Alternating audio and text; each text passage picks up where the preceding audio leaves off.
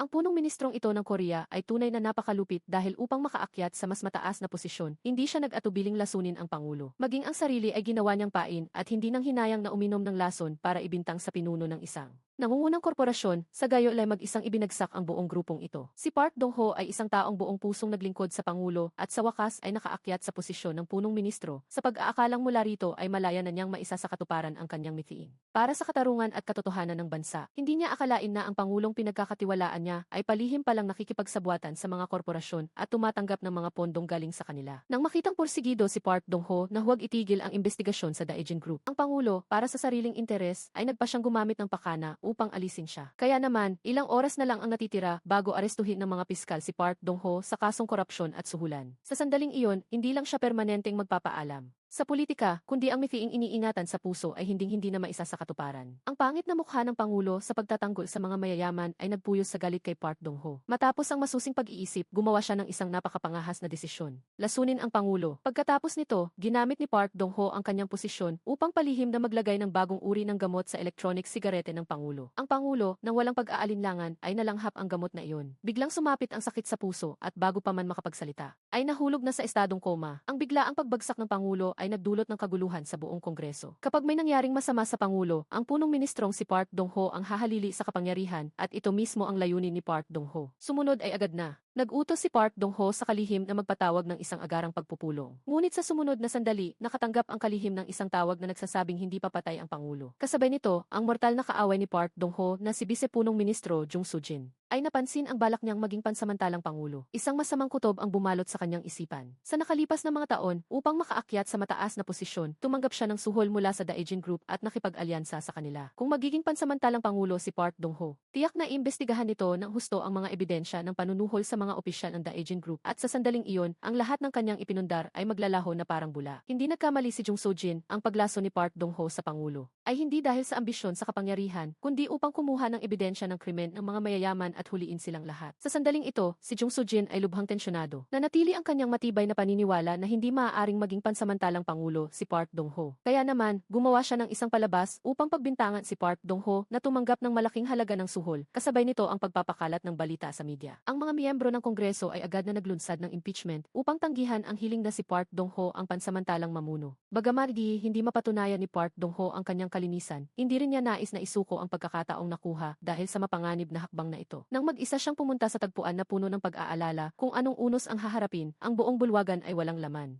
Si Jung Soo-jin ay kampanteng nakaupo at naghihintay sa kanya. Ang mapang-uyam na tingin nito ay lalong nagpaalab sa galit ni Park Dong-ho. Nagbabala si Jung Soo-jin kay Park Dong-ho na dapat siyang magbitiw bago mag-alas 12 ng gabi, kundi lahat ng miyembro ng Kongreso ay sabay-sabay na magbibitiw. Hindi inakala ni Park Dong-ho na para protektahan ang sarili. Hindi mag-aatubili si Jung Soo-jin na isakripisyo ang interes ng mamamayan at paralisahin ang buong bansa. Sa harap ng batikos ni Park Dong-ho, hindi na bahala si Jung Soo-jin. Ang kanyang karera sa politika ay matagal nang naligaw ng landas. Mula sa politika para sa bayan tungo sa politika para sa sarili. Malinaw na ang kanyang madidilim na taktika ang nagdulot ng kawalang katatagan sa bansa. Ngunit nagawa pa niyang isisi ito kay Park Dong-ho, ang taong tanging nais ay linisin ang korupsyon at ibalik ang dangal sa politika ng Korea. Kasabay nito, ang kapatid ni Piskal Seo Gitae na si Seo Jung-yeon, ang taong laging sumusuporta sa mithiin ni Park Dong-ho at tapat na kasama niya, ay nag-aalala na walang papanig kay Park Dong-ho. Kapag siya ay natalo, ang bunga nito ay mahirap hulaan. Sa sandaling ito, naisip ni Park Dong-ho ang isang taong makakatulong sa kanya sa tanggapan ng Pangulo. Nang magmadali siyang makipagkita sa Chief of Staff, hindi niya alam na natuklasan na ng Chief of Staff ang mga kakaibang bagay sa sakit ng Pangulo. Lumalabas na sinuri ng mga doktor at nakakita ng isang uri ng gamot sa dugo ng Pangulo na nagpapatunay na ang biglaang pagkakasakit nito ay hindi aksidente, kundi sinadya ng isang tao. Sa harap ng pagtatanong ng Chief of Staff, hindi itinago ni Park Dong-ho ang kanyang kasalanan. Kusang loob niyang inamin ang lahat at inirecord ito bilang ebidensya. Ang kilos na ito ay lubhang ipinagtaka ng Chief of Staff.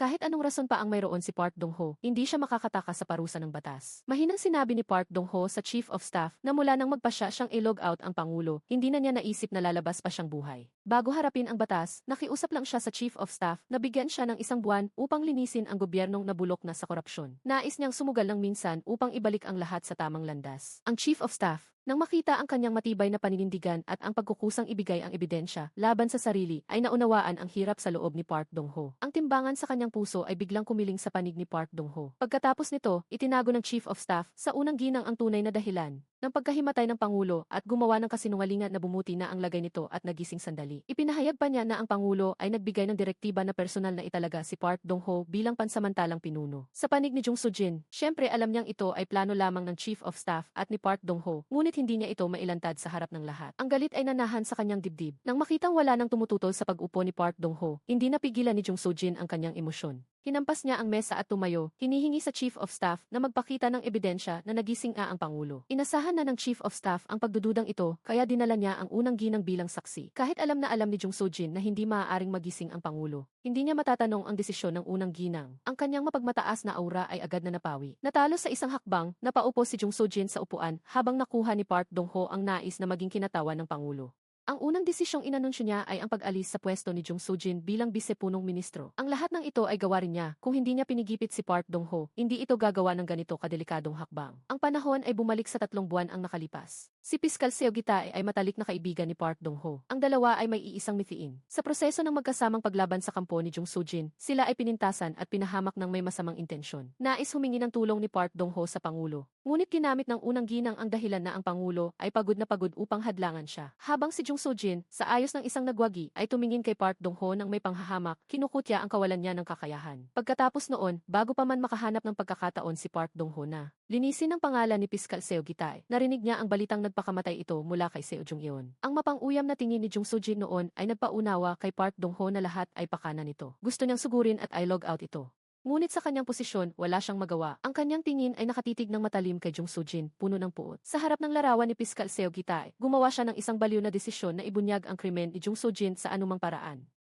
Ito rin ang dahilan kung bakit ang unang ginawa ni Park Dong-ho nang maupo ay ang sibakin si Bisepunong Ministro Jung Soo-jin. Bagamat labis ang sama ng loob ni Jung Soo-jin, wala siyang magawa dahil nakatadhana na ang lahat. Gayunpaman, mabilis na. Nakatanggap siya mula sa kanyang tauhan ng isang alas na sapat para pabagsakin si Park Dong-ho. Ang sakit ng Pangulo ay hindi aksidente kundi isang planong masusing inihanda ni Park Dong-ho. Agad siyang humanap ng paraan para lumaban. Gamit ang mga taktikang politikal upang mangolekta ng ebidensya na nilaso ni Park Dong-ho ang Pangulo. Nang malaman ng Chief of Staff na ibinunyag ng doktor ang sikreto, nagplano na si Jung Soo-jin na hilahin si Park Dong-ho sa putikan sa loob ng susunod na 1 oras. Akala ni Jung Soo-jin ay nagawa na niya ang isang matagumpay na pagbaliktad, ngunit ang mayamang negosyante na kakampi niya ay nag-isip na hindi pa ito sapat. Namuhunan pa ang negosyante sa asawa ni Jung Soo-jin upang lalong mapalapit ang relasyon sa kanya. Nagulat si Jung Soo-jin sa pamumuhunang ito. Akala niya ay nais ng kabilang panig na alisin si Park Dong-ho, ngunit mula sa mga matitinding hakbang ni Park Dong-ho, nakita ng negosyante ang isang halagang maaaring pakinabangan. Nais niyang gamitin ang mga ebidensyang ito para takutin si Park Dong-ho at makipagnegosasyon upang pilitin siyang palitan ang Pangulo at magsilbi sa kanya. Ngunit hindi susuko si Park Dong-ho sa puwersa ng mga mayayaman. Hindi na lamang ito tungkol sa kanya dahil matapos pasanin ang utang na dugo na ito. Kung susuko pa siya sa mga mayayaman, baka sa hinaharap ay wala nang maglakas loob na lumaban sa kanila at ang gobyerno ng bansa ay magiging kasangkapan na lamang sa kanilang mga kamay. Pagkatapos nito, kahit gamitin pa ng negosyante ang kinabukasan ng kanyang asawa at anak para magbanta, hindi pa rin yuyuko si Park Dong-ho. Ito ay isang misyon na hindi niya matatalikuran. Sa kabilang dako, wala nang oras si Park Dong-ho para sa sariling kaligtasan. Pinuntahan niya ang kaibigang piskal at nakiusap na tulungan siyang imbestiga ang ebidensya ng korupsyon ng negosyante at ni Jung Soo-jin. Ngunit ang kaibigang ito ay natatakot na dumanas ng parehong malungkot na tadhana ni Piskal Seo Gitae kaya tumanggi ito. Gayunpaman, hindi naging maayos ang lahat. Ang ebidensya na ni-log out ni Park Dong-ho ang Pangulo ay maaaring mabunyag anumang oras habang ang investigasyon ng matalik na kaibigan sa kritikal na sandali ay pinatitigil ng isang agarang utos. Kahit siya ang pansamantalang Pangulo, sa katotohanan, ang mga politikal na alyado ni Park Dong-ho ay kakaunti na. Nakakaawa, kahit sino ay maaaring mang-api sa kanya. Para sirain ang pagkakaipit na ito, nagpasya si Park Dong-ho na itaya ang lahat sa Plan Ihi. Nagpanggap siyang nakikipagkasundo sa negosyante at nilinlang itong pumunta sa Blue House. Ang negosyante ay sobrang kampante sa pag-aakalang walang sinuman ang mananatiling malinis sa harap ng kapangyarihan ng pera. Habang siya ay nagsasalita ng tuloy-tuloy, bigla niyang nakita sa refleksyon ng salamin na may inilalagay si Park Dong-ho sa baso ng alak para sa kanilang pagdiriwang. Inakala niyang nais siyang i-log out ni Park Dong-ho para patahimikin kaya agad niyang itinapon ang kanyang alak sa harap nito. Hindi niya akalain na si Park Dong-ho ay may balak ng magpatiwakal. Ang parehong baso ay mailason. Inubos niya ang baso ng lason sa harap mismo ng negosyante. Ang negosyante ay sobrang natakot at bago pa makabawi, ang kapatid ni Seo Gitae ay dumating kasama ang mga gwardiya at kinontrol siya. Dito lamang na-realize ng negosyante ang pagiging nakakatakot ni Park Dong-ho. Sa pagharap sa isang taong handang mamatay, masyado niyang minata ang kalaban. Ang negosyante ay inaresto sa kasong pagtatangkang i-log out ang Pangulo. Ito ay isang napakadelikadong hakbang ni Park Dong-ho. Ang laso na ininom niya ay kailangang mapump out sa loob ng kalahating oras, kung lumampas ay wala ng lunas. Ayon sa plano ni Park Dong-ho, ang negosyante ang naging tagasalo ng kasalanan para sa kanya at ang naghihintay dito ay ang hatol na i-log out. Ginamit din ng Chief of Staff ang pagkakataong ito upang linisin ang lahat ng ebidensyang hawak ng negosyante laban kay Park Dong-ho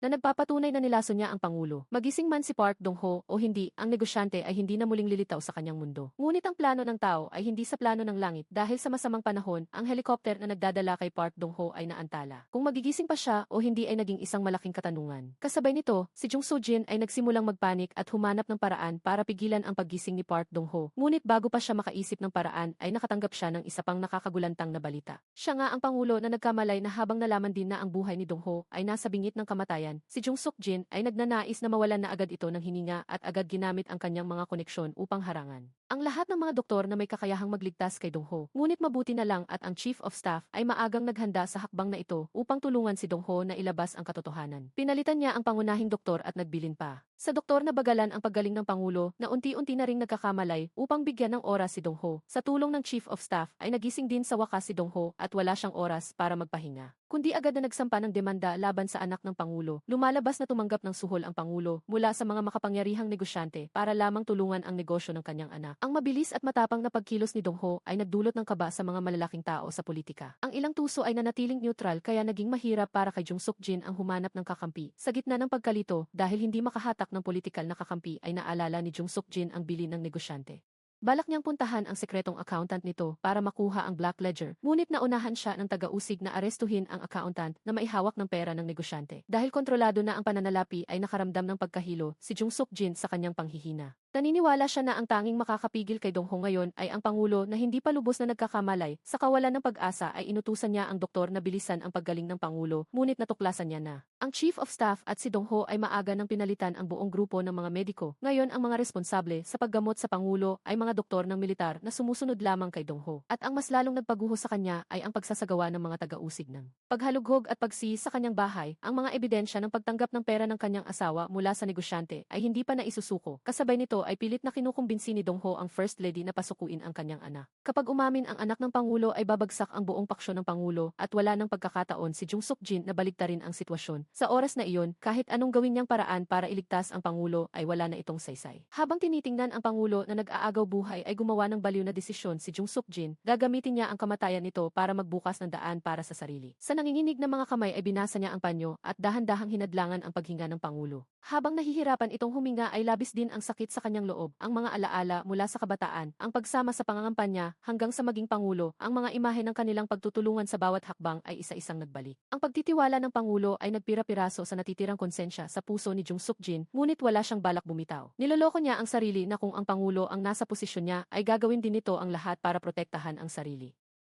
Agad na kumalat ang balita ng pagkamatay ng Pangulo. Isinisi agad ni Jung Suk-jin ang lahat kay Dong-ho at ipinagkalat na ang Pangulo ay namatay dahil sa sobrang gulat sa investigasyon laban sa kanyang anak. Sa kabilang banda bilang isa sa mga lider na nakatanggap ng Nobel Peace Prize ang yumaong Pangulo ay may malaking suporta mula sa taong bayan. Sa pag-udyok ni Jung Suk-jin ay nag-alsa ang publiko at hiniling na itigil ng taga-usig ang investigasyon. Laban sa anak ng Pangulo, mabilis na nanghina ang posisyon ni Dong-ho dahil nawala ang suporta ng madla habang si Jung Suk-jin ay tinapakan ang bangkay ng Pangulo para protektahan ang anak nito at nakuha ang loob ng First Lady. At nakuha ang boto ng mga taga-suporta ng yumaong Pangulo sa kanyang magaling na pag-arte habang naghahanda sa pagtakbo bilang Pangulo ay umakyat sa 65% ang kanyang suporta kahit si Dong-ho ang pansamantalang Pangulo. Ang kanyang kapangyarihan ay pangalan na lamang dahil pati ang mga miyembro ng Kongreso ay nagsimulang kumontra sa kanya. Alam ni Dong-ho na hindi pwedeng ganito na lang habang si Jung Suk-jin ay kampante na. Dahil naniniwala siyang ang susunod na upuan ng Pangulo ay para sa kanya, nag-anunsyo si Dong-ho na aalis na sa Blue House, magbibitiw bilang pansamantalang Pangulo at opisyal na tatakbo. Sa balitang ito ay inakala ni Jung Suk-jin na hindi alam ni Dong-ho ang kanyang kakayahan. Pagkatapos ng kanyang palabas ang suporta kay Dong-ho ay nasa 6% na lang, isa itong napakahirap na laban. Hinala ni Jung Suk-jin na gagamitin ni Dong-ho ang 15 taong pagsisilbi sa Pangulo para makuha ang damdamin ng mga botante. Ngunit minaliit niya si Dong-ho, dito na nagsimula ang isang matinding labanan ng talino sa politika. Patuloy na kinukutya ni Jung Suk-jin si Dong-ho sa mga pampublikong forum gamit ang dahilan ng investigasyon sa anak ng Pangulo. Para galitin ang publiko, hindi ito pinansin ni Dong-ho dahil alam niyang kahit ano ang isagot niya ay hindi niya makukuha ang boto ng mga tapat sa dating Pangulo, kaya naging tapat siya sa kanyang paninindigan na kahit manalo siya. ay itutuloy pa rin niya ang investigasyon sa korupsyon ng anak ng Pangulo. Ang matigas na paninindigan ni Dong Ho ay ikinatuwa ni Jung Suk-jin dahil ang tanging layunin niya ay tapakan si Dong Ho upang maging leader ng Liberal Party at magkaroon ng pagkakataong maging Pangulo. Dahil dito ay tinakot niya ang negosyanteng nasa kulungan na may malawak pang koneksyon para suportahan siya ng buong lakas sa halalan. Ang negosyante na sanay sa pagiging mayabang at hindi pa kailanman natakot ay nainis, ngunit si Jung Suk-jin lang ang tanging inaasahan niya para makalabas, pagkatapos para manalo ay naging baliw na si Jung Suk-jin. Una ay gumawa siya ng peking ebidensya na si Dong Ho ay nagnakaw ng bilyon-bilyong won upang udyukan ang publiko na batuhin siya ng kritisismo. Alam ni Dong Ho na mahirap pa sinungalingan ang isang kasinungalingan kaya ang pinakamabuting paraan ay gumawa ng mas malaking kasinungalingan. Ayon sa plano ni Dong Ho ay lihim na nakipagkita si Sang Jin sa nagbigay ng peking ebidensya at nakiusap na palitan ang petsa sa testimonya mula sa itinakda ni Jung Suk-jin tungo sa November 12 nang mailathala ito sa media. Doon lang napagtanto ni Jung Suk-jin na may problema, kasabay nito ay dinala si Dong Ho para sa interogasyon, ngunit hindi siya natakot at sinabing gawa-gawa lang ang suhol dahil noong araw na iyon ay kasama niya si Jung Suk-jin. Ang totoo ay ang November 12 ang araw kung kailan si Jung Suk-jin at ang kanyang asawa ay tumanggap ng malaking halaga mula sa negosyante. Kapag inimbestigahan ng mga taga-usig ang schedule ni Jung Suk-jin base sa sinabi ni Dong Ho ay hindi na maitatago ang kanyang pagtanggap ng suhol. Ang araw na iyon ang mansa ni Jung Suk-jin na dinala mismo ng asawa na mahal niya, wala siyang magawa kundi tanggapin ang pait ng sitwasyon, ang bitag na hinukay niya para kay Dong Ho ay muntik nang maglibing sa kanya sa buhay. Sa galit niya ay hindi niya hinayaang magpatuloy ang investigasyon at lumabas sa media para linisin ang pangalan ni Dong Ho. Sa panonood sa labanan ni Dong Ho at Jung Suk-jin ang isa pang kandidato na si Jang Sik ay napatingin ng iba kay Dong Ho. Gusto niyang hilahin si Dong Ho sa kanyang panig para pigilan si Jung Suk-jin. Pagkatapos ng isyong ito sina Jung Suk-jin, Dong Ho at Jang Sik ay pumasok sa final round. Sa susunod na 3 araw ay kukuha sila ng boto at kung sino ang pinakamataas ay magiging leader ng Liberal Party, si Jung Suk-jin sa tulong ng First Lady. Ay mabilis na tumaas ang boto, sa kanyang kalamangan ay naniniwala siyang sa loob ng 3 araw ay matatalo niya si Dong Ho at mawawala na ito sa kanyang paningin, habang si Jang Sik ay naniniwalang masyadong mababa ang boto ni Dong Ho. Kaya pinayuhan niya itong sumuko at ibigay ang boto sa kanya para malabanan si Jung Suk-jin. Ngunit hindi niya akalain na may ibang hakbang si Dong Ho at nakuha ang suporta ng lider ng ibang partido na may maraming botante.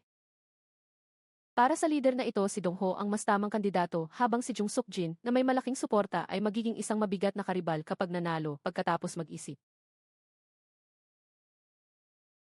Ay nagpasya siyang makipagtulungan kay Dong Ho, ngunit hindi pa ito sapat dahil patuloy ang pag-arte ni Jung Suk-jin sa harap ng mga botante tungkol sa pighati sa kamatayan ng Pangulo na nagpataas ng kanyang suporta. Nang makita ni Jang Sik ang 1-0 milyon boto ni Jung Suk-jin ay alam niyang hindi na niya kayang manalo kaya umurong na siya. Sinamantala ni Dong Ho ang pagkakataon para makuha ang 400,000 boto nito, ngunit naniniwala si Jang Sik na kahit anong gawin ni Dong Ho ay walang saysay dahil ang pagsasama ng kanilang boto ay 500,000 lang at hindi lalampas kay Jung Suk-jin. Dito na inilabas ni Dong Ho ang kanyang alas at sinabing sa mga boto ni Jung Suk-jin ngayon ay hindi bababa sa 300,000 ang sa kanya. Ito ang plano niya para maging kampante si Jung Suk-jin. Inutusan niya ang lider ng kabilang partido na ibuhos muna ang boto kay Jung Suk-jin at bawiin ito sa huling sandali para hindi siya makapaghanda. Nagulat si Jang Sik sa talino ni Dong Ho at nalamang hindi niya ito kapantay kaya ibinigay na niya ang lahat ng kanyang boto, habang si Jung Suk-jin na walang alam ay kampanteng nakikinig sa anunsyo ng resulta. Inilabas na niya ang kanyang speech para sa panunumpa ng marinig na ang kanyang boto mula 1,070,000 ay bumagsak sa 570,000 habang si Dong Ho na may lamang na 1-0. 000 boto ang nanalo bilang bagong leader ng Liberal Party. At opisyal na nakuha ang karapatang tumakbo bilang Pangulo. Ang biglaang gulat na ito ay nagpahinto kay Jung Suk-jin at hinayaan na lang na itaas ni Dong Ho ang kanyang kamay para ipagdiwang ang panalo. Hindi siya makapaniwala na totoo ang lahat. Ngunit hindi sumuko si Jung Suk-jin, ginamit niya ang kanyang mga koneksyon sa Kongreso para pigilan ang panunumpa ni Dong Ho. Kontrolado rin niya ang taong responsable sa pagtatatak ng mga dokumento ng appointment para hindi siya makaupo. Habang naghihintay siya kung paano lalaban si Dong Ho ay bigla itong nawala. Hinahanap pala ni Dong Ho ang isa pang alas laban kay Jung Suk-jin. Alam niya na noong bata pa si Jung Suk-jin ay nasangkot sa isang labanan ng mga paksyon at ang lider noon ay nag-iwan ng malaking trauma sa kanya. Alam niya na kung hindi siya magiging pangulo ay ang lider ng kabilang partido ang mananalo na sumusuporta sa digmaan sa pagitan ng North at South, isang baliw sa politika. Kung si Dong Ho ang mamumuno ay magiging kulungan ito para kay Jung Suk-jin, ngunit kung ang lider na iyon ang mananalo ay magiging impyerno ang buong bansa. Alam ni Jung Suk-jin ang katotohanan ito, ang galit at takot sa lider na iyon ang nagtulak sa kanya na makipagkasundo kay Dong Ho. Ngunit ang pakikipagkasundong ito ay pansamantala lang habang tinutulungan niya si Dong Ho na maging pangulo. Ngunit sa dilim ay naglagay siya ng listening device sa relo ni Dongho. Gusto niyang malaman ang bawat kilos nito at hanapin ang kanyang kahinaan at sekreto. Hindi nabigo ang kanyang paghihirap nang marinig niya sa device.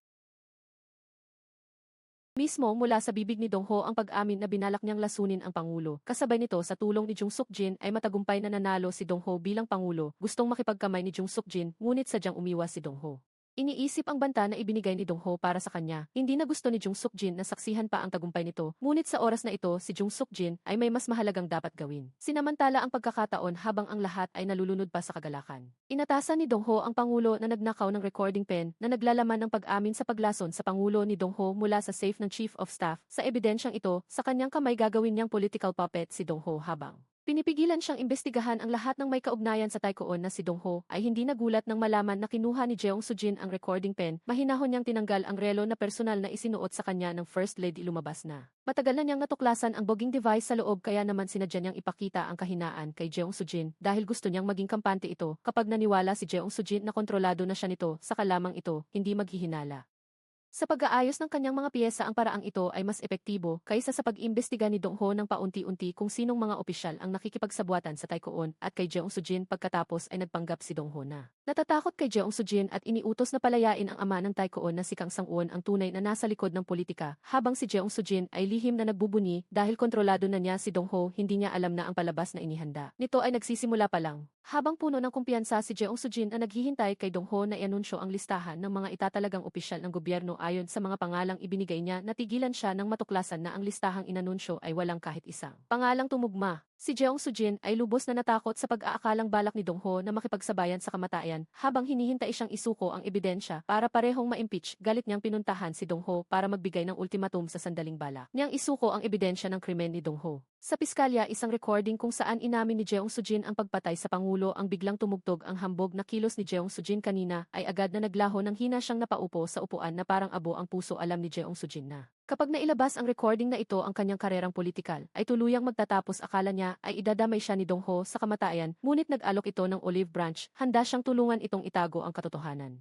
Sa kondisyong magtatrabaho si Jeong Sujin para sa kanya kahit hindi bukal sa loob wala nang paraan si Jeong Sujin para tumanggi dahil dito ang kampanya para linisin ang puwersang politikal ni Kang Sang-won ay malapit nang magsimula si Dongho. Ay nagpa siyang ibigay ang mahalagang tungkuling ito kay Choi Yon-suk na nakatakdang hirangin bilang punong ministro. Nangako rin siya kay Choi Yon-suk na kapag nagbitiw siya bilang pangulo ay susuportahan niya ito para pumalit siyempre ibinigay ni Choi Yon-suk ang lahat ng kanyang lakas. Si Jeong Sujin naman ay hindi matanggap ito at ibinunyag ang balitang ito kay Kang Sang-won agad na ipinakidnap ni Kang Sang-won ang anak ni Choi Yon-suk at humingi ng 500 milyon won na pantubos hindi maaaring baliwalain ni Choi Yon-suk ang buhay ng kanyang sariling anak kaya napilitan siyang maglipat ng pera. Ngunit ang kilos na ito ay tiyak na magiging nakamamatay na kahinaan niya sa hearing para sa appointment ng punong ministro. Pagbalik ay nakiusap si Choi Yon-suk kay Dongho na humingi ng tulong sa mga kaibigan para itigil ang investigasyon sa kidnapping. At nangakong susunod sa kanya ng buong puso nag-atubili si Dongho at pinuntahan ang kaibigang piskal para kumbinsihin itong itigil ang investigasyon. Ngunit matigas na tumanggi ang kaibigan pinagalitan pa nito si Dongho dahil nakalimutan na ang kanyang mga orihinal na mithiin. Sa pag-alala sa mga panahong iyon si Dongho ay isa ring tapat na piskal tulad ng kanyang kaibigan buong puso nilang pinoprotektahan ang katarungan para sa bansa. Ngunit nang imbestigahan nila si Kang Sang-won ay nakaranas sila ng maraming hadlang. Dahil dito nalipat ng pwesto si Dongho at ang kaso ay misteryosong nasil mula noon na intindihan ni Dongho na kapag may kapangyarihan lang maisa sa katuparan ang mga mithiin kaya tinalikuran niya ang pagiging piskal para sumama sa mambabatas na si Jang.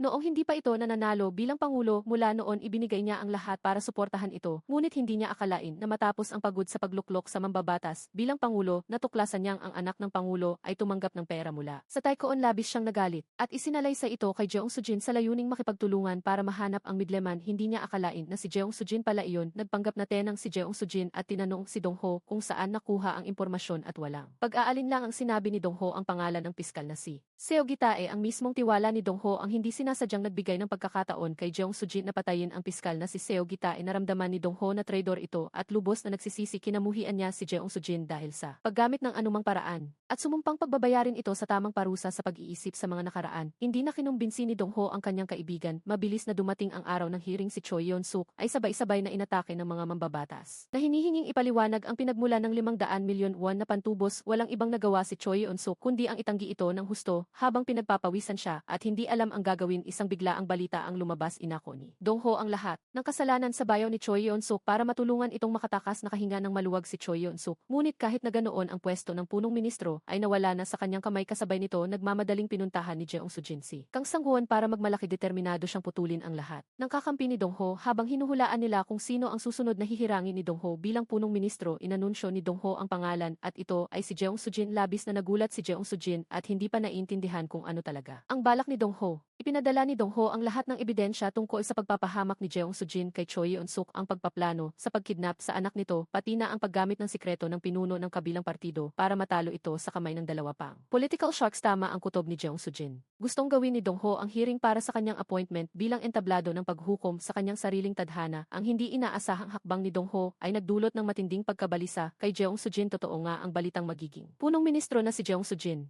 ay agad na naglagay sa kanya sa gitna ng bagyo ng opinyon ng publiko. Sunod-sunod na media ang nagbalita tungkol sa pondo ng kanyang asawa na nagtatanong sa mga transaksyong pinansyal sa pagitan niya at ng mga taikoon. Ang pinuno ng kabilang partido ay sinamantala rin ang pagkakataong ito para magbanta. Gusto ni Jeong Sujin na maging piyesa siya sa kanyang kamay. Sa pag-iisip pa lang sa malupit na pagpapahirap na ginawa sa kanya ng pinunong iyon noon ay nakaramdam na ng kilabot si Jeong Sujin. Matigas niyang tinanggihan ang pakikipagsabuatan dito. Pagkatapos ay sinimulan niyang iligaw ang publiko sa pagsasabi na ang lahat ng batikos at hinala laban sa kanya ay mga gawaing paninirang puri sa legacy ng yumaong pangulo. Sa harap ng media na may matapang na mukha, ipinahayag niya na ang lahat ay isa lamang politikal na pakana. Bilang tapat na tagasunod ng yumaong pangulo, hinding-hindi siya yuyuko sa masasamang puwersa. Ang palabas na ito ay agad na nagpakalma sa mga mamamayang nagdududa sa kanya. Ang lahat ay muling pumanig para protektahan si Jeong Sujin maging si Dong Ho ay napahanga sa politikal na taktika ni Jeong Sujin. Alam niya na ang pag-impeach kay Jeong Sujin ay hindi madali at nahulaan niya na susunod nitong gagamitin ang First Lady bilang huling baraha, kaya nauna na siya ng isang hakbang gamit ang issue ng pakikipagrelasyon sa nakaraan ng First Lady para bantaan itong umalis ng bansa. Ang pinakamahalagang politikal na baraha ni Jeong Sujin ay naglaho ng ganoon na lamang nang malaman ang balita. Gumuho ng tuluyan si Jeong Sujin. Hindi niya maintindihan kung bakit ganoon na lang ang pagtarget sa kanya ni Dong Ho. Ano ang mapapala nito sa kanya? Malinaw na maaari silang parehong manalo, ngunit pinipili pa ring itulak ang isag-iisa sa sitwasyong buhay at kamatayan. Para kay Dong Ho, maaari siyang mahulog sa bangin o mamatay pa nga, ngunit bago siya mamatay dapat ding mamatay si Jeong Sujin.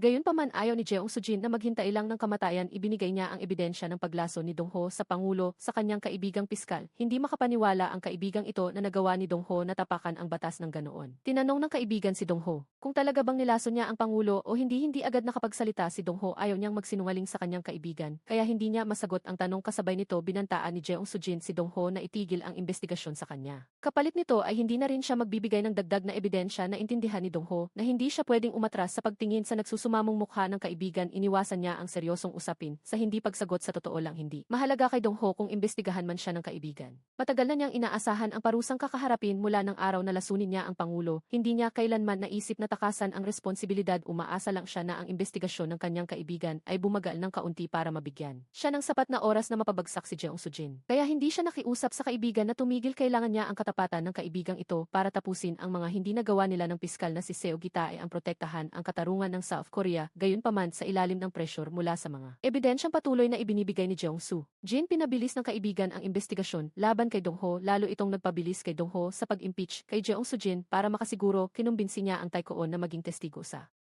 sakdal. Sa ilalim ng banta ni Dong Ho, pumayag ang taikoon na ituro si Jeong Sujin. Sa sandaling akala ni Dong Ho ay nasa kamay na niya ang lahat, si Jeong Sujin ng madait sa pader ay itinapon ang huling katiting na katarungan sa kanyang puso para makipagtulungan sa pinuno ng kabilang partido upang makaligtas. Wala siyang pakialam kung mahulog man ang bansa sa kamay ng isang baliw na politiko. Kahit maging impyerno pa ang bansa para sa mga mamamayan, kailangan niyang makakuha ng sariling pwesto. Sa impyernong iyon, mabilis na dumating ang araw ng hearing. Ang mga testigong inayos ni Dong Ho ay walang pagkakataong sumagot sa mga tanong tungkol kay Jeong Sujin. Sa ilalim ng pagpukaw ng nasyonalismo ng pinunong iyon, ang mga mambabatas ay nagtalo ng matindi tungkol sa isyu ng digmaang North-South. Tiningnan ni Jeong Sujin ang lahat ng may panghahamak na parang nanonood ng isang komedya. Dahil walang anumang pagtatanong, matagumpay siyang naging punong ministro. Gayunpaman, ang nangyari ay lumampas sa kontrol ni Dong Ho na ikinagalit niya ng husto. Ngayon ay hindi napaparusahan si Jeong Sujin habang ang investigasyon ng matalik na kaibigan ay lalong humihigpit. Ginamit ni Dong Ho ang kapangyarihan ng Pangulo para itigil ang investigasyon at ipadala ang kaibigan sa ibang bansa para mapigilan ang lahat. Bago maparusahan si Jeong Sujin, walang makakapagpabagsak sa kanya. Pagkatapos ay pinuntahan ni Dong Ho si Kang Sang-won para pag-usapan ang isang kasunduan. Noong una, para mapabagsak si Jeong Sujin, sinabi niya sa taikoon ang kanyang kasalanan. Ngayon ay hindi pa napapabagsak si Jeong Sujin at nag-iwan pa siya ng kahinaan sa kamay ng taikoon. Umaasa siya na makumbinsi ni Kang Sang-won ang kanyang kanyang anak na manahimik. Gustong-gusto ni Kang Sang-un na may nagmamakaawa sa kanya, kaya agad siyang nagbigay ng kondisyon hiniling ng matanda kay Dong Ho na pautangin siya ng 900,000 bilyong won mula sa National Pension Fund para mabayaran ang mga pagkalugi dahil sa paghabol sa kanya ni Dong Ho sa loob ng maraming taon. Kung papayag si Dong Ho, ibibintang niya ang pagpatay sa pangulo sa kanyang anak at agad na ipapatupad ang parusa para mawala ang banta. At ang kanilang sikreto ay habang buhay na malilibing hindi niya akalain na ang planong ito ni Kang Sang-un ay hindi kailanman magkakatotoo. Ang pagpunta ni Dong Ho ay hindi para makipagtulungan, talaga inilipat niya ng live ang buong usapan sa Taekoon na nasa loob ng kulungan. Nang malaman na gusto siyang itakwil ng sariling ama ang Taekoon ay tuluyang gumuho at agad na ibinunyag ang secret account sa Macau. Agad na kinilos ni Dong Ho ang mga piskalya para imbestigahan ang kumpanya ng asawa ni Jeong Sujin, si Jeong Sujin. Nang malaman na ibinunyag ng Taekoon ang Macau account ay labis na nag-alala dahil ang lahat ng transaksyon ng kanyang asawa ay may kaugnayan sa account na ito. Nataranta siya. Pagkatapos ay sinubukang kumalma at sinabihan ang asawa na paalisin ang lahat ng tauhang nakakaalam, ngunit si Dong Ho ay nagpatupad ng emergency response mechanism ng National Security Agency, naglagay ng lambat sa lupa, sa dagat at sa himpapawid para huliin ang lahat ng may kaugnayan. Galit na pinuntahan ni Jeong Sujin si Dong Ho para makipag-usap na malamig si Dong Ho. Binalaan siya nito na dapat siyang tumuloy sa France para sa isang opisyal na pagbisita sa susunod na linggo. Naintindihan ni Jeong Sujin na gustong samantalahin ni Dong Ho ang kanyang pagkawala para pabagsakin ang kanyang asawa. Si Jeong Sujin ay kapwa nagdadalamhati at nagagalit na ayaw umalis, ngunit si Dong Ho ay hindi man lang nagpadala nito. Pagkatapos ay sunod-sunod na ebidensya mula sa Taekoon ang inilabas na naging dahilan upang ang asawa ni Jeong Sujin ay maging isang wanted na kriminal. Itinayan niya ang kanyang buhay sa pagtakas para hanapin ang Taekoon sa pag-asang akuin ang lahat ng kasalanan para hindi madamay si Jeong Sujin.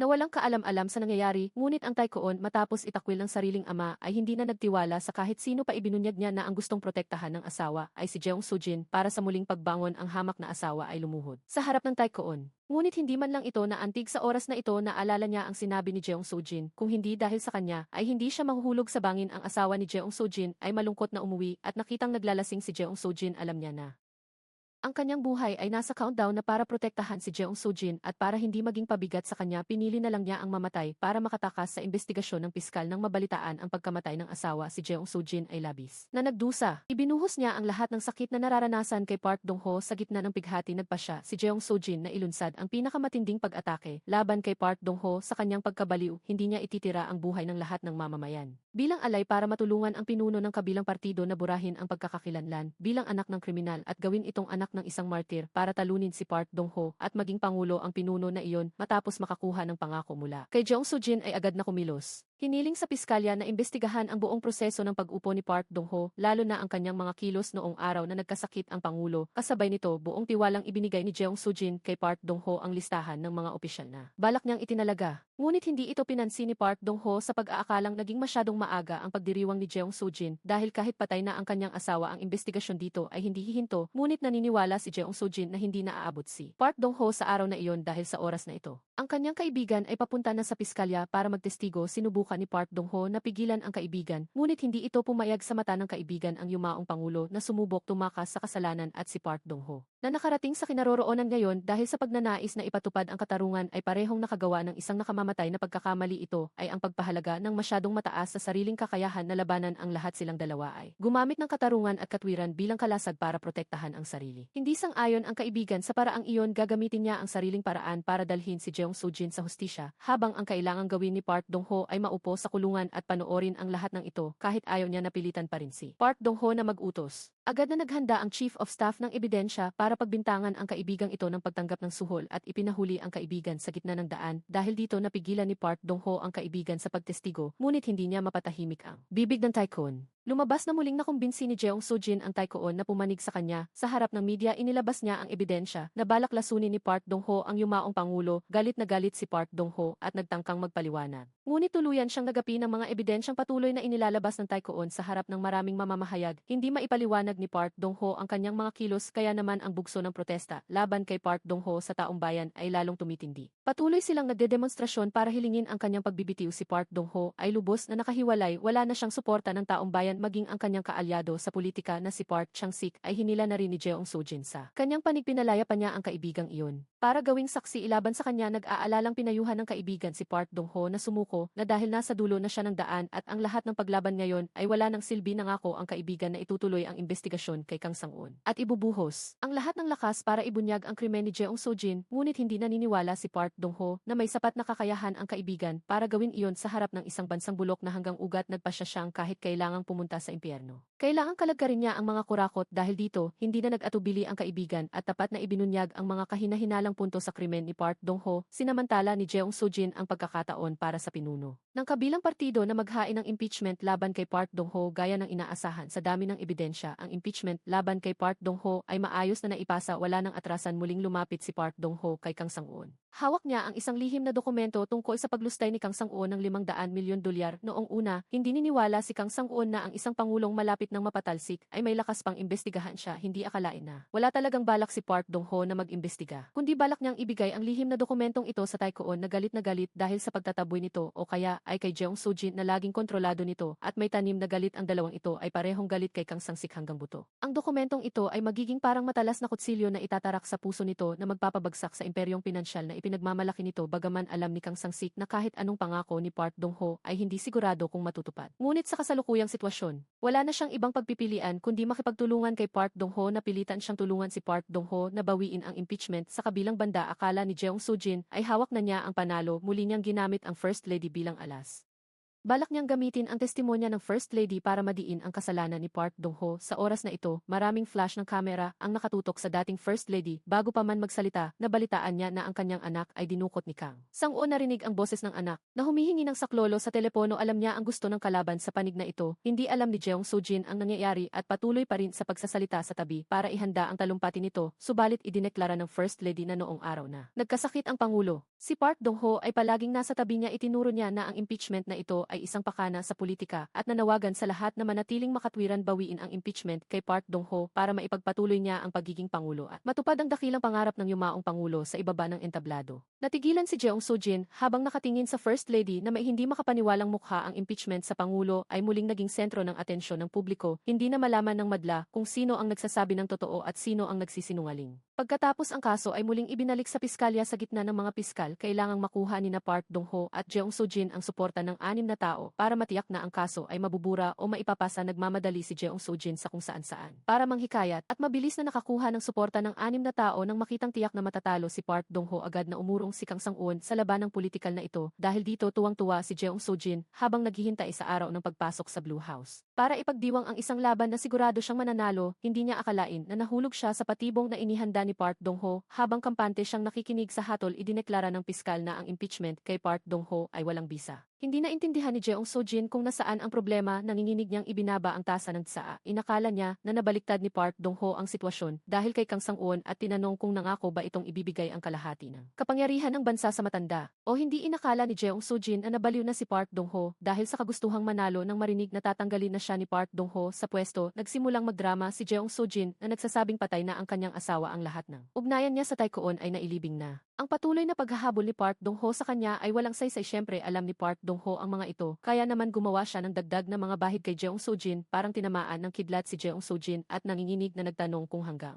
saan ba balak pumunta ni Park Dong-ho. Bago ito huminto, sumagot si Park Dong-ho na kailangan lang na mauna siya ng isang hakbang para itulak si Jeong Soo-jin sa impyerno. Hindi niya ikakahiyang ilubog ang sarili sa pakikipagtulungan kay Kang Sang-sik para pagbuklurin silang tatlo bilang isang interes. Naiisa ang layunin ay itinakda na niya ang sarili sa pagkasira gamit ang sarili bilang pain para hilahin sina Jeong Soo-jin at Kang Sang-sik sa putik. Pagkatapos ay kusang inihayag ni Park Dong-ho sa media ang tungkol sa paglason niya sa Pangulo. Ang pag-aming ito ay ikinagulat ng lahat. Hindi lang niya idinetalye ang pagbili sa hukom, kundi inamin din ang kanyang mga manipulasyon sa politika. Sa paraang ito, itinali niya ang tatlong kanser ng bansa na sina Jeong Soo-jin, ang pinuno ng kabilang partido, at si Kang Sang-un sa kanyang sarili. Bilang Pangulo, ang huling kailangang gawin ay walisin silang tatlo kasama ang sarili mula sa politika. Gusto niyang tapusin ang pangarap ng piskal na si Seo Gi-tae na gawing isang unos sa politika ang sarili para tangayin ang lahat ng kabulukan. Sa oras na ito lang naintindihan ng kaibigan ang kahulugan ng sinabi ni Park Dong-ho noon na gagamitin ang sariling dugo bilang alay. Hindi mapigilan ng kaibigan na maawa kay Park Dong-ho habang si Jeong Soo-jin ay nakaramdam din ng krisis na hindi pa naranasan kailanman. Ang pinuno ng kabilang partido ay hindi rin mapakali at kasama niya itong pinuntahan si Kang Sang-un para mag-isip ng paraan. Ngunit ang ginagawa nila ngayon ay huli na ang lahat. Nakahanda na si Park Dong-ho. Naputulin ang sariling kamay para protektahan ang Chief of Staff at ang kapatid ng piskal na si Seo Gi-tae. Ang Chief of Staff ay hindi lang dapat magbitiw, kundi dapat din itong manguna sa paghingi ng masusing investigasyon sa mga kasalanan ni Park Dong-ho. Sa panig na ito, si Jeong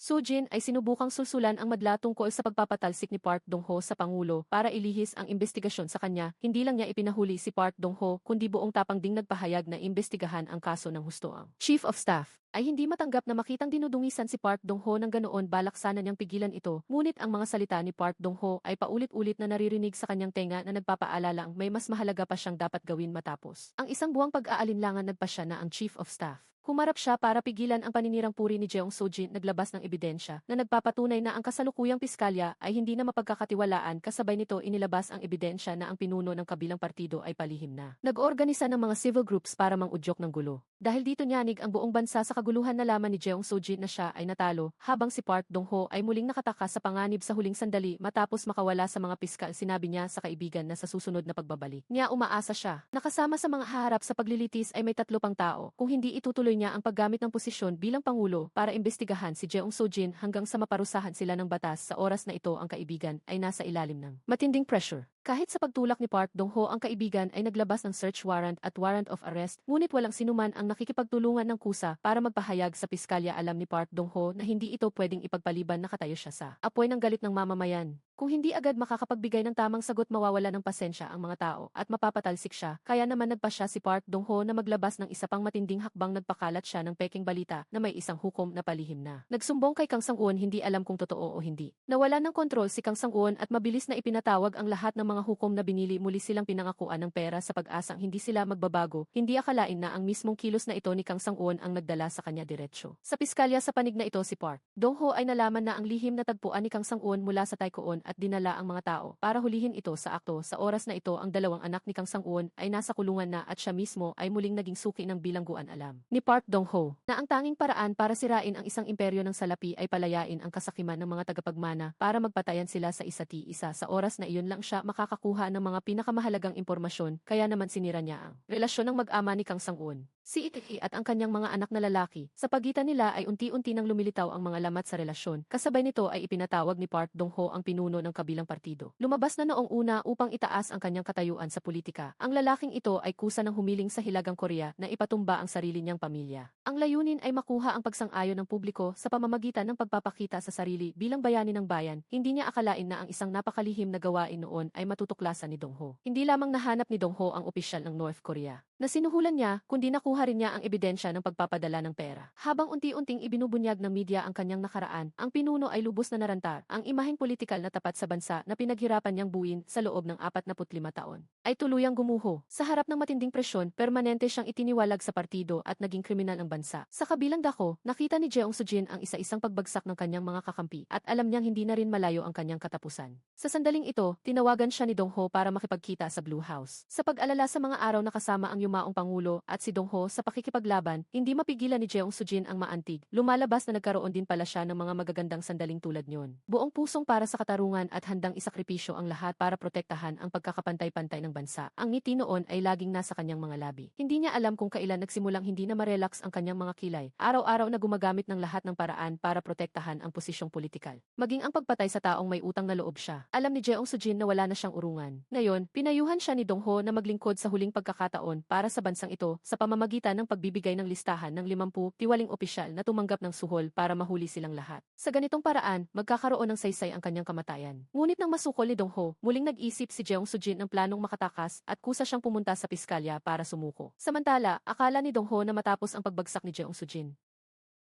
ang kanyang mga tauhan, dahil sa takot na madamay at gustong protektahan ang sarili, ay kusang magbibigay sa kanyang kaibigan ng mga ebidensya tungkol sa panunuhol ni Jeong Soo-jin sa mga opisyal sa loob ng maraming taon. Ang mas nakatuwa sa kanyang kaibigan ay kasama sa mga ebidensyang ito ang detalyadong tala kung paano pinaslang ang prosekutor na si Seo Gi-tae. Gayunpaman, habang matigas na nananawagan si Dong-ho ng katarungan para kay Seo Gi-tae, natuklasan ng kanyang kaibigan na ang lahat ng ebidensyang iyon ay sadyang ipinakalat ni Jeong Soo-jin sa pamamagitan ng kanyang mga tauhan. Lumalabas na ibinintang niya ang lahat ng kasalanan sa kanyang yumaong asawa. Labis na natakot ang kaibigan dahil alam niyang kapag nakatakas ang tusong si Jeong Soo-jin sa parusa, halos imposible na siyang mahuli muli. Hindi akalain ni Dong-ho na kahit sa gitna ng desperasyon, nakakagawa pa rin si Jeong Soo-jin ng mga kakaibang taktika at gumagamit ng galing sa pagsasalita para ilihis ang atensyon. Sa ganitong paraan, muling nagbalag kayo si Jeong Soo-jin bilang isang politiko inosente at kaawa-awa, pati ang yumaong pangulo ay ginamit para linisin ang kanyang pangalan. Hindi lang iyon, hinanap din niya ang mga dating kakampi ng asawa, hiniling na makipag-alyansa sa mga unyon at iba pang organisasyon investigasyong sibil para magkaisa sa pagpapatalsik kay Dong-ho. Sa gitna ng malakas na agos ng impeachment na ito, tila naputulan ng mga kamay at paa si Dong-ho at wala ng lakas na lumaban. Labis na nagalak si Jeong Soo-jin at gustong tapakan si Dong-ho sa ilalim ng kanyang mga paa. At gaya ng inaasahan, nakatanggap si Dong-ho ng balita mula sa kanyang kaibigan na ang investigasyon laban kay Jeong Soo-jin ay sa pilitang itinigil. Ngayon, sa loob ng piskalya ay wala ng kahit sino na makakatulong sa kanya. Ngunit hindi pa rin kontento si Jeong Soo-jin, iniutos niya sa lahat ng nagpoprotesta na kubkubin ang gate ng Blue House. Kung hindi pa rin magbibitiw si Dong-ho, sisindihan niya ang galit ng madla para kalagkarin siya palabas doon. Ang Chief of Staff ay labis na nag-alala para sa kaligtasan ni Dong-ho at gustong ihanap siya ng matataguan, ngunit naintindihan ni Dong-ho na sa sitwasyong ito, walang lugar ang makakatulong sa kanya para takasan ang gulo. Ang paraan ng pagharap ay hindi ang pagkompromiso o pagtatago, kundi ang direktang pagtugon gamit ang isang matinding dago. Pagkatapos, sinamantala ni Dong-ho ang nakaraang relasyon sa pagitan ng kapatid ni Seo Gitae at ng tauhan ni Jeong Soo-jin para linlangin ito sa isang liblib na lugar. Nagpanggap si Seo Jeong-yeon na nag-aalala na babagsak na si Dong-ho at nakiusap sa tauhan na tulungan siyang makatakas sa ibang bansa habang binibigyan siya ng isang set ng ebidensyang laban kay Dong-ho. Noong tatawag na siya sa kanyang ina para sa huling pamamaalam, naubusan ng baterya ang telepono. May damdamin pa ang tauhan sa kanya, kaya ipinahiram nito ang sariling telepono. Habang binubuksan nito ang maleta na may password para tingnan ang sikreto ni Dong-ho. Tahimik na umalis si Jeong-yeon at ikinulong siya sa loob ng silid. Kasabay nito, binibilang pa rin ni Jeong Soo-jin ang oras hanggang sa pagbagsak ni Dong-ho. Nang tawagan niya ang kanyang tauhan, laking gulat niya ng boses ni Dong-ho ang kanyang narinig. Natigilan si Jeong Soo-jin sa kinatatayuan. Sa loob ng telepono ng tauhan ay nakatago ang napakaraming sikreto niya, kabilang na ang kung paano niya pinatay ang pangulo. Agad na nahuli sa liig ni Dong-ho si Jeong Soo-jin at tuluyan siyang nanghina. Alam ni Jeong Soo-jin na kapag nalaman ng taong bayan na ginagamit lang niya ang yumaong pangulo para makuha ang kanilang damdamin at ang kamatayan nito ay siya mismo ang nagplano, mawawala ang lahat ng kanyang puhunang politikal at wala ng lakas na lumaban. Sa pag-iisip sa 500,000 mamamayan na nagalit dahil sa paniniwalang si Dong-ho ang pumatay sa dating pangulo, kapag nalaman nilang siya ang tunay na may gawa, susunugin siya ng apoy ng galit na iyon. Sa sandaling ito, wala nang anumang baraha si Jeong Soo-jin para makipag-ayos, kaya muling nag-alok si Dong-ho na ibigay ang listahan ng mga opisyal na tumanggap ng suhol at maging testigo. Habang nag-aalangan si Jeong Soo-jin na akala ay wala ng urungan, biglang tumawag ang tauhan at ibinalita na ang kanyang telepono ay bago palang pinalitan 2 araw na ang nakakaraan. At walang laman sa loob nito. Nakahinga ng maluwag si Jeong Soo-jin, pakiramdam ay kakatakas lang sa kamatayan. Isang mapang-uyam na ngiti ang lumitaw sa kanyang mukha habang ibinababa ang telepono. Agad na nag-utos si Jeong Soo-jin na salakayin ang Blue House. Sa sandaling ito, naging ganap na siyang demonyo. Ngunit hindi niya akalain na para mahuli siya, handang ibigay ni Dong-ho kahit ang sariling buhay. Lumalabas na alam ni Dong-ho na walang laman ang telepono, ginawa niya iyon para maakit si Jeong Soo-jin na makipagkita sa kanya ng personal. Kahit walang ebidensya na si Jeong Soo-jin ang pumatay sa dating pangulo, maaari siyang gumawa ng ebidensya. Biglang hinablot ni Dong-ho ang panyo na laging dala ni Jeong Soo-jin, pinigtas ang buttons nito, at ginulo ang buhok nito bago tuluyang tumalon sa bangin. Ito ang lugar na dating naglalaman ng mga pangarap ni Dong-ho. Sila ni Jeong Soo-jin ay sabay na nakasaksi sa inaugurasyon ng pangulo rito, sabay na nangako ng isang patas na mundo. Ang mundong iyon ay hindi na makikita ni Dong-ho, ngunit ginamit niya ang sariling buhay para pabagsakin si Jeong Soo-jin at ibalik sa mga Koreano ang isang malinis na kapaligirang politikal. Sa itaas ng bangin, tuluyang natakot si Jeong Soo-jin sa determinasyon ni Dong-ho. Lumalabas na ang pagpapatalsik sa pangulo na sinabi ni Dong-ho ay hindi ang yumaong pangulo, kundi ang kasalukuyang pangulo, ang kanyang sarili. Nang mataranta ang Chief of Staff sa paghahanap kay Dong-ho, nakita niya ang sulat pamamaalam nito sa mesa. Sa pakiramdam na may masamang mangyayari, agad siyang tumakbo sa bundok sa likuran. At nasaksihan ang pagtalo ni Dong-ho sa bangin. Labis na nagmighati ang Chief of Staff, kapwa nasasaktan dahil nawalan ang bansa ng isang tapat na pangulo at nagagalit dahil ang isang taong gustong protektahan ang katarungan para sa bansa ay kailangang magbayad gamit ang sariling buhay. Sa huli ay pumanaw si Dong-ho dahil hindi na nailigtas, habang si Jeong Soo-jin bilang pangunahing suspect ay naaresto. Hindi pa kailanman naging ganito kahabag-habag ang kalagayan ni Jeong Soo-jin. Desperado siyang humingi ng tulong sa kung saan-saan at humiling na suriin ang security camera para patunayan na hindi siya ang may gawa. Sa kabila ng pagluluksa, alam ng Chief of Staff na may mas mahalaga pa siyang dapat gawin. Pagkatapos ay lihim niyang pinuntahan si Jeong Soo-jin. Una niyang inilista ang lahat ng ebidensya ng krimen ni Jeong Soo-jin at sinabi na kahit mahanap pa nito ang kamera, hindi nito mabubura ang katotohanan na pinatay niya ang pangulo. Kasabay nito, pinalabas ng kaibigang prosekutor ang lahat ng tauhan sa interrogation room. Saka ipinalabas ang isang video na iniwan ni Dong-ho para panoorin ni Jeong Soo-jin. Sa video, itinuro ni Dong-ho kay Jeong Soo-jin ang isang landas, inamin niyang nag-iwan siya ng sulat na makakapagpatunay na inosente si Jeong Soo-jin. Kapag inilathala ang sulat na iyon, mapapawalang sala si Jeong Soo-jin. Pagkatapos, tinanong ni Dong-ho si Jeong Soo-jin kung gusto ba niyang mag-isang lumuwas sumubog o isama ang 50 politikong iyon sa paglubo. Sa sandaling ito, ayaw pang sumuko ni Jeong Sujin, umaasa pa rin na makakahanap ang kanyang tauhan ng video ng araw na iyon. Ngunit ang balitang natanggap niya ay walang anumang na-record noong araw na iyon, tanging ang video lang ng Chief of Staff na nakasaksi sa pagpatay niya kay Dong-ho ang mayroon. Paubos na ang oras ni Jeong Sujin. Hiniling ng Chief of Staff na magbigay siya ng sagot bago matapos ang libing ni Dong-ho. Kung hindi, ang tanging sulat na makakapagligtas sa kanya ay susunugin kasama ni Dong-ho. Habang iniisip ng Chief of Staff na lalaban si Jeong Sujin hanggang huli at hindi